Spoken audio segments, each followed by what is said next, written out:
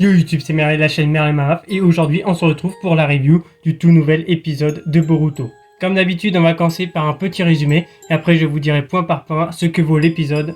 C'est parti. L'épisode commence sur un flashback entre Code et Kawaki. Code est en train d'étrangler Kawaki, tout simplement parce qu'il n'a pas été choisi par le Kama. Alors on le sait, Code vis-à-vis de Jigen, c'est quelqu'un de très jaloux. Il déteste le fait de ne pas être son préféré et surtout il déteste le fait de ne pas être le réceptacle d'un dieu. Kawaki se réveille et en fait on apprend qu'il était en train de faire des examens avec Amado. Kawaki parle vite fait du cauchemar à Amado et Amado lui explique qu'en réalité Kawaki est encore le réceptacle d'Ishiki Otsutsuki. Qu'est-ce que ça veut dire? Ça veut dire que Ishiki ne peut plus renaître, ça c'est sûr, il est mort, c'est confirmé.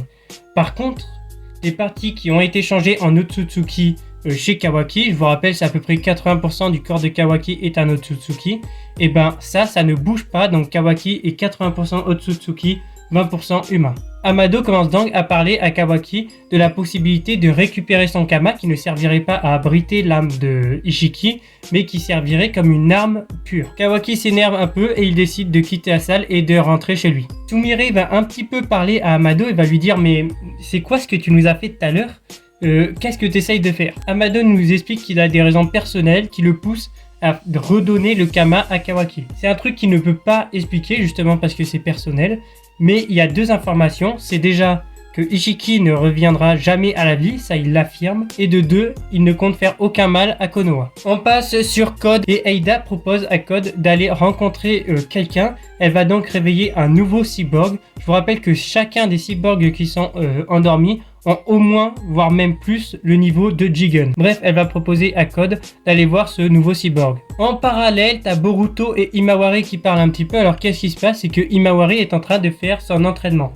Alors oui, pour ceux qui n'ont pas vu les fillers, Himawari est devenue une étudiante dans l'académie. La semaine prochaine, elle a un test et donc elle demande à Boruto de s'entraîner avec elle. Boruto refuse tout simplement à cause du Kama. Il est extrêmement stressé par le Kama. Il sait vraiment pas trop quand ça peut se déclencher. Surtout que je rappelle que Momoshiki peut possiblement prendre possession de son corps. Retour sur Code, Aida et Bug. Et Bug va donc réveiller ce nouveau cyborg. Le nouveau cyborg a tout simplement disparu. Il n'est pas dans sa capsule.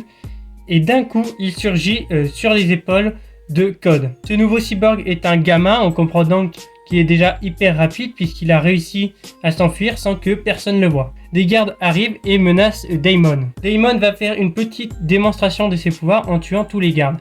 Alors quel est le pouvoir de Daimon? C'est très simple, Daimon peut renvoyer l'attaque de ses adversaires. Ce qui fait que si tu as envie de tuer Daimon et que tu te prépares à l'attaquer, et ben c'est toi qui mourras à sa place. Une fois les gardes neutralisés, Code et Daimon vont un petit peu parler et Code essaye de comprendre d'où vient cette capacité. Il demande à Daimon, mais au moment où Daimon va répondre, Aida va tout simplement dire à Daimon de ne rien dire. Code demande alors à Aida s'il n'y a pas une capacité par hasard qu'elle lui cacherait.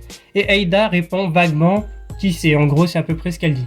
On retourne sur Kawaki qui s'est isolé. Kawaki fait un petit peu la gueule, il rumine tout ce qui s'est passé avec Amado et Naruto vient le chercher et le force à rentrer. Pour le dîner, Boruto a préparé une petite surprise à Kawaki puisqu'il va lui offrir son bandeau de ninja. Rappelez-vous dans l'épisode d'avant, Boruto en s'entraînant avec Kawaki a cassé le bandeau de Kawaki et donc il lui donne le sien en dédommagement. Et en attendant, Boruto utilisera le bandeau de Sasuke. Tout le monde va se coucher et Himawari commence un petit peu à s'inquiéter pour Boruto. Alors elle en parle vite fait à Kawaki et Kawaki dit qu'au moment venu, il essaiera de faire ce qui est nécessaire. L'épisode se conclut sur une discussion entre Naruto et Kawaki. Naruto dit que Code ne l'inquiète pas plus que ça et que dans tous les cas, il va trouver une solution pour contrer Code.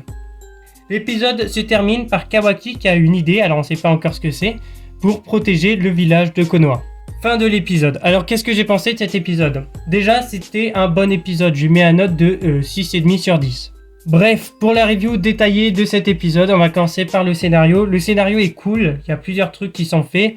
Le problème c'est que le rythme est peut-être un petit peu lent dans l'épisode. Au niveau de l'animation n'est pas incroyable, ça bouge pas non plus de malade, mais ça bouge assez pour éviter que ça nous sorte de l'épisode.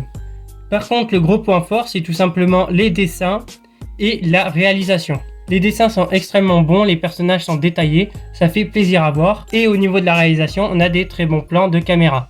Bref, je crois avoir fait le tour de cet épisode de Boruto. N'hésitez pas à me dire ce que vous en avez pensé dans les commentaires, à vous abonner, à liker. Je vous dis à la prochaine. Allez, ciao.